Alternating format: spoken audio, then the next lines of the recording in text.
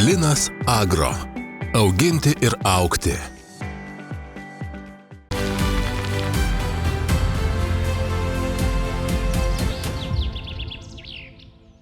Lietuva žemdirbių kraštas. Už kiekvieno lauko stovi žmogus su savo istorija. Žmogus, kuris pasitinka saulę ir ją palydi savo laukuose, dirbdamas sunku ir labai prasmingą darbą.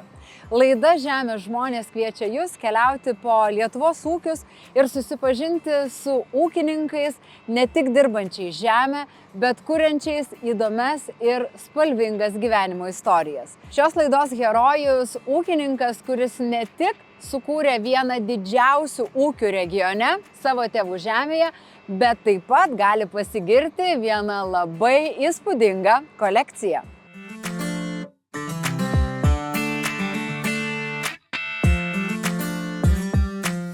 Esame Radviliškio rajone Liaudiškių kaime, kur įsikūręs ūkininkas ir agronomas Vytautas Krikščiūnas.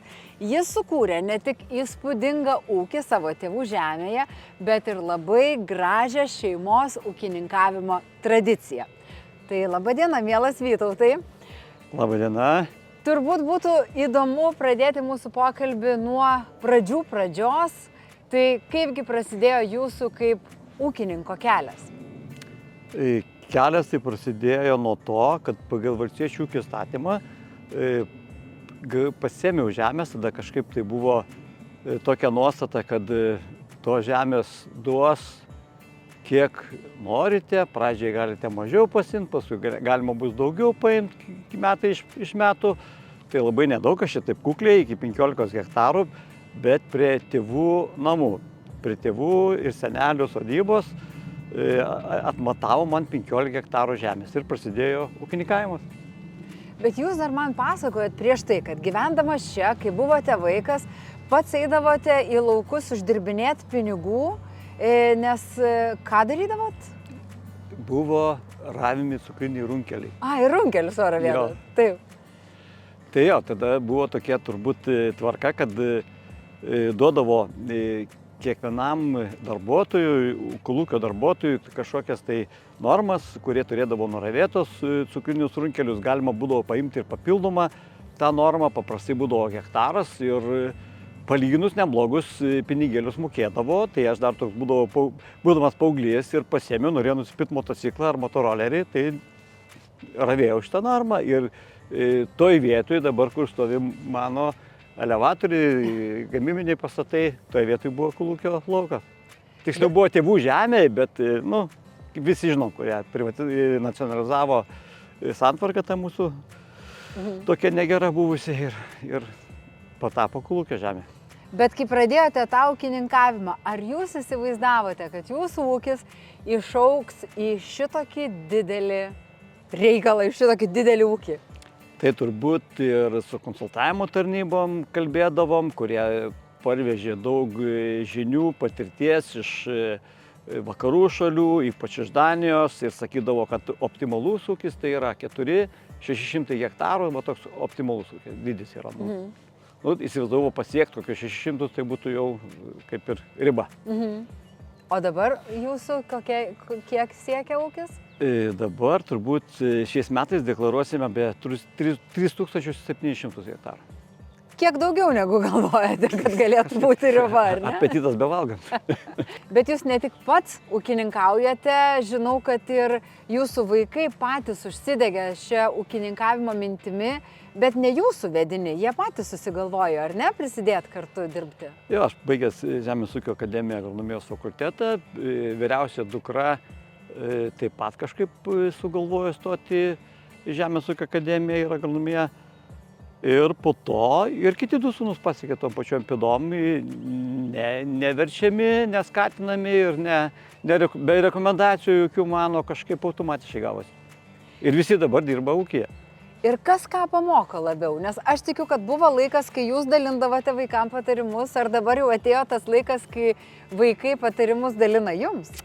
Tai va dabar turim 4 ūkius, tai čia yra bendras ūkio dydis, ką sakiau, tai yra 4 ūkiai, bet yra pasiskirstimas. Dukra atsakinga už deklaracijas, už grūdų priėmimus, atleidimus, kitas sūnus daugiau už techninę dalį ir antras sūnus, tai jisai su agronominė dalim dirba. Purškimai, tręšimai, sėjos, visi didžiausias krūvis jam turbūt tenka. Aš tik toks, jau dabar toks gal daugiau kaip patariamasis. Dosas. Bet jūs pats, kai nusprendėte ūkininkauti, negalvojat, kad ilgai tam ūkininkavime užsibūsit, ar ne? Tačiau kažkaip, kai pradėjo vaikai kartu dirbti, viskas, ta perspektyva visiškai kitokia atsirado. Dievo mintis buvo tokia, kad dirbsiu tiek, kiek norėsiu, kiek galėsiu, kiek sveikata leis ir jeigu vaikai nenorės, ūkį išnuomosiu ar parduosiu ir gyvensiu savo tokį ramų gyvenimą, kažkiek pinigėlių užsidirbęs, bet taip išėjo, kad viskas labai gerai, labai smagu, kad vaikai kartu dirba ir ką sukūriau, kažkaip nereikia niekur perleisti kitas rankas, viskas lieka savose rankose. Tai dar visko gali būti, kad ir jūsų anūkai eis savo tėvelių pėdomis ir dar tas ūkis plėsis dar stipriau? Tai įsivaizduoju, kad turbūt vis tiek 3 vaikai, anūkų yra ir dar bus daugiau, tai įsivaizduoju, kad tikrai tas ūkis kažkur iš mūsų šeimos rankų nepabėgs. O kaip atrodo ūkininko diena nuo ryto iki vakaro? Aišku, ryte būna darbų paskirstimas, po to turbūt vis tiek kažkokios vizitai po laukus, pasėlio apžiūra arba ten žemės dirbimo planavimas kažkoks ar kitas. O būna ir kad vakarė, kada jau visi darbai nurimsta, kada visi išvažiuoja ilsėtis darbuotojai, tada būna irgi ramus pravažinėjimas po laukus, pasidairimas saulė leidžiantis arba žodžiu, savo ramių minčių sudėliojimas.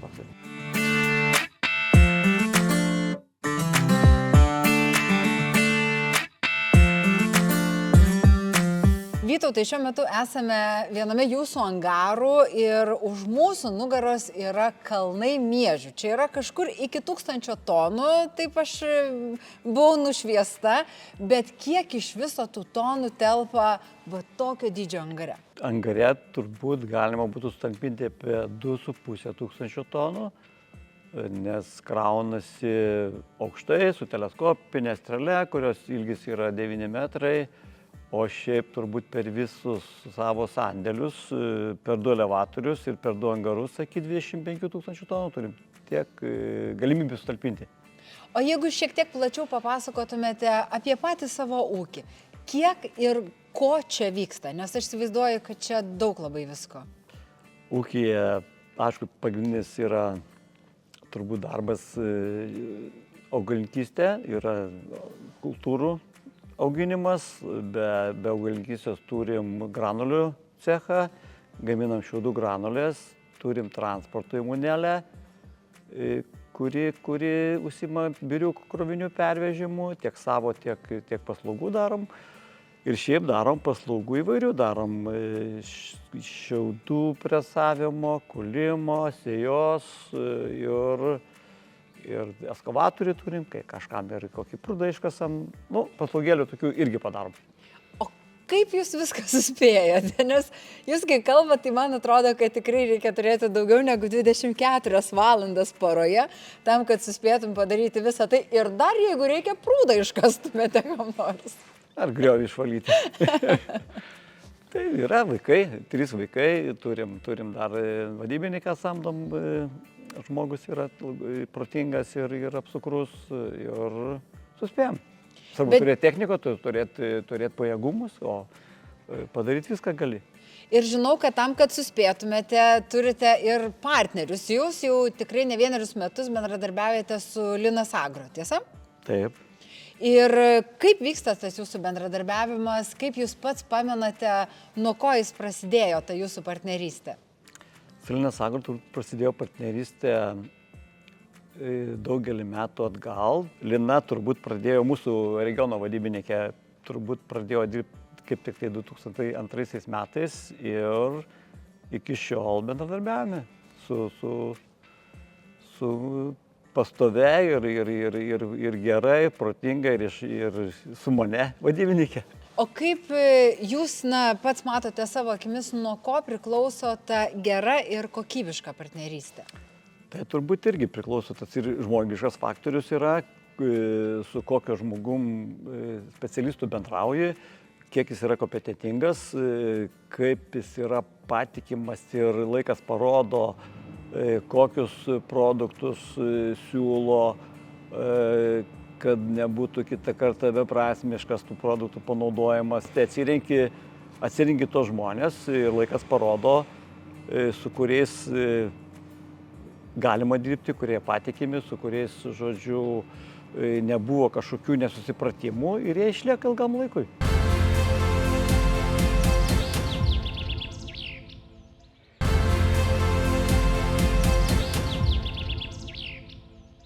Vytauto ūkis yra išties įspūdingas ir turbūt kiekvienas ūkininkas puikiai žino, kad tokiam ūkiui atsirasti reikia ne vienos dienos, reikia net ne 1 metų. Reikia tikrai labai daug laiko, daug bemiegių naktų, įvairiausių sudėtingų situacijų sprendimo ir gero partnerio. Partnerio, kuris ne tik pasidžiaugia sėkme, bet ir ištiesia pagalbos ranką, kai labai reikia. Todėl Vytautas jau ne 1 metus bendradarbiauja su Linas Agro. Ir dabar šalia manęs yra Linas Agro vakarų Lietuvos regiono vadovė Lina Mikaliūnaitė. Lina, jūs man dabar ir papasakokite apie tai, kaip iš vis bendrai vyksta jūsų bendradarbiavimas su ūkininkais. Konkrečiai gal labiau aš apie Vytautą norėčiau gal pakalbėti, kad bendradarbiavimas su Vytautu nėra taip, kad būtų iš vienos pusės, kaip aš vadinu. Tai labiau yra gal bendradarbiavimas, girdėjimas, ką nori ūkininkas pasiekti, ką jisai planuoja daryti, kaip daryti. Ir išgirdęs jo tos norus, turėdamas savo žinias ir patirtį, bandai pritaikyti prie jo vystomos veiklos. Tai sakykime, gal yra ir mano toks požiūris, kad pirmiausia turi girdėti ūkininką, ko jis siekia. Ir jeigu tu supranti, kad gali atliepti jo norus, tai taip ir prasideda bendradarbiavimas. O su pačiu Vytautu jūs bendradarbiaujate jau ne 1 metus. Kaip jūs pati stebėjote, kiek stipriai keitėsi Vytauto ūkis? Tikrai Vytauto ūkis gyvuoja jau 40, man atrodo, į pabaigą. Linas Agro gyvuoja 35 metai. Linas Agro dirba jau 25 metus. Oho. Tai tikrai aš sakyčiau, jis mato, kad aš esu, yra įmonė ir jis yra. Tai kaip keitėsi ūkis, tai taip, aš atsimenu, kad čia ir buvo laukai, ir kokias trobelės, ir kokias pelkės buvo, kaip jisai vaikus vedžiojo už rankos ir vaikai užaugo, vaikai ūkyje dirba ir labai džiaugiuosi, kad tas ūkis, tas tęstinumas yra ir tik nežinau, ar Gabrieliaus, Laurino vaikai perės į tą ūkį ir matai, kad užaugo ir ūkis tik stiprėja, didėja. Kaip sako, Vytautas turi tą gal verslo gyslelę savyje, kad jis paėmęs bet kokį verslą, jį lipdo ir kūrė vis didyn. Ir nebuvo granulių cecho, nebuvo elevatorių, nieko nebuvo. Tai realiai buvo tuščia vieta ir viskas tai yra sukurta per ilgus tos dešimtmečius, bemėgės, kaip ir jūs minėjot, naktis, tai nepaprastai, bet viskas nėra lengvi sprendimai priimti, bet tai į priekį ir vis galvoja, ką dar padaryti. Jūs labai gražiai papasakote apie tai, kaip užaugo ir pasikeitė Vytauto ūkis, o kaip per tą laiką keitėsi būtent jūsų bendradarbiavimo santykis? Santykis pasikeitė. Pradžioje, tai tikrai jau buvo keli dešimtmečiai atgal, tai kai buvo vienas kito pažinimas, pirmi metai, tikrinimas, ką tu gali, kaip atlaikysi, ką padarysi, ką gali įmonė, nes tu ją atstovauji. Antrais metais jau Vytautas žino, ką aš galiu ir ką jis gali pasiūlyti ir ko jam reikia. Po 3 metų mes jau žinom vienas kito galimybės. Tai sutrumpėja tas pats bendradarbiavimas, nebereikia tų įžaiginių tų žodžių, nebereikia prisistatinėti. Tai tie gal ilgas laikotarpis įmonės mūsų 35 metai mano ilgas darbas, jo ilga veikla, tai supaprastina, kad yra kartais, jeigu konkretus sprendimai priimami be jokių diskusijų, klausimas, atsakymas ir jis žino, kad atsiliepiai, perskambinsiu, žino, kad valandą, dvi bus perskambinta, bus padaryta, ne padaryta. Tai va tas supratimas atsirado, kad nebereikia tų įžanginių, tų pačių žodžių daryti. Žinai jo, kur jis eina ir ko jis nori.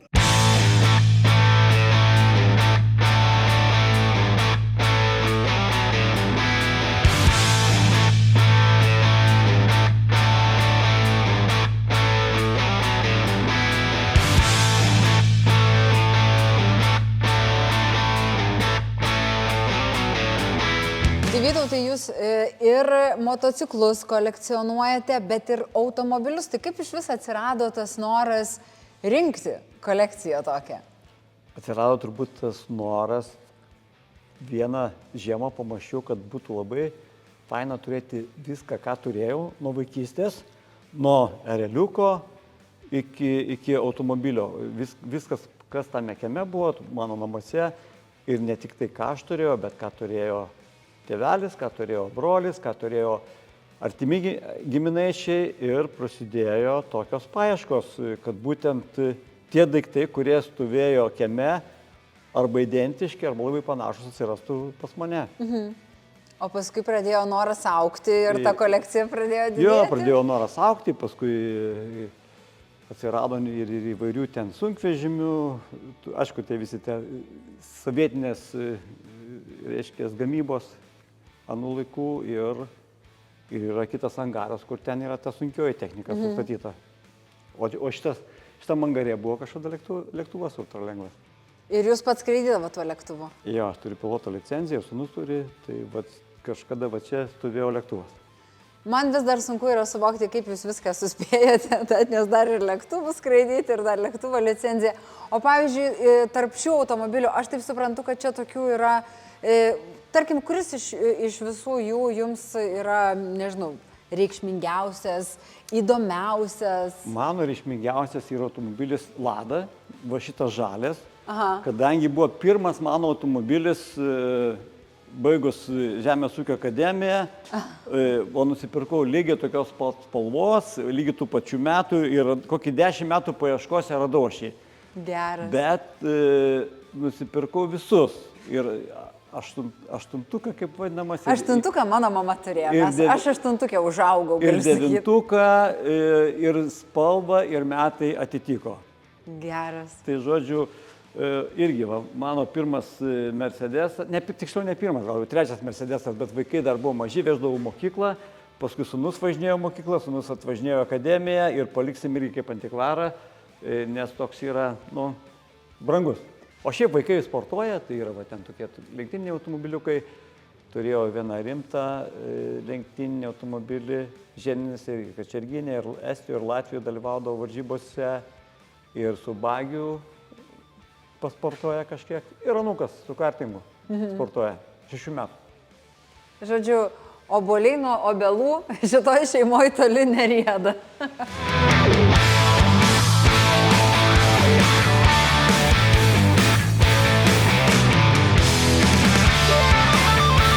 Vytautai, dabar atvykome į dar vieną jūsų angarą, kuriame yra dar didesnė jūsų kolekcijos dalis. Ar jūs pats galėtumėte pasakyti, kiek jūsų kolekcijoje yra įvairiausių automobilių, motociklų, traktorių ir dar visokių kitų važiuojančių priemonių?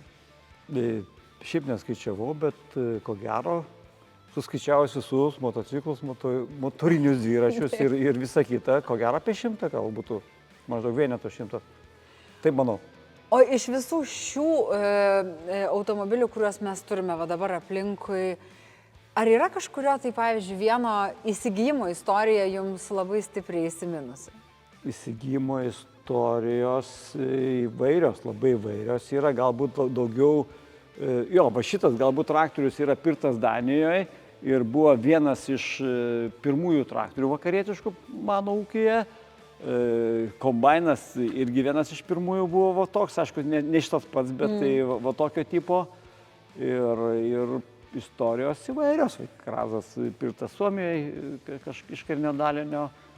Nu, labai kažkokio tai vieno ir tokio įsimintino, Kiekvienas turi savo istoriją. Jo, kiekvienas turi istoriją. O tai tada, kokia ateitis laukia visų šių automobilių, motorolerių, motociklų, traktorių, sunkvežimių, netgi gaisrinę, mačiau, čia turite? Ne, gaisrinės yra turbūt 4 automobiliai ir ateities yra tokia, kad yra svajonė pastatyti angarą kolekcijai ir juos gražiai, kiekvieną paruošti iki kolekcinio lygio ir sustatyti angare. Ir iki tol, kol pastatysite angarą, ta kolekcija dar greičiausiai gali augti, ar ne? Ir po truputį auga, ne po truputį.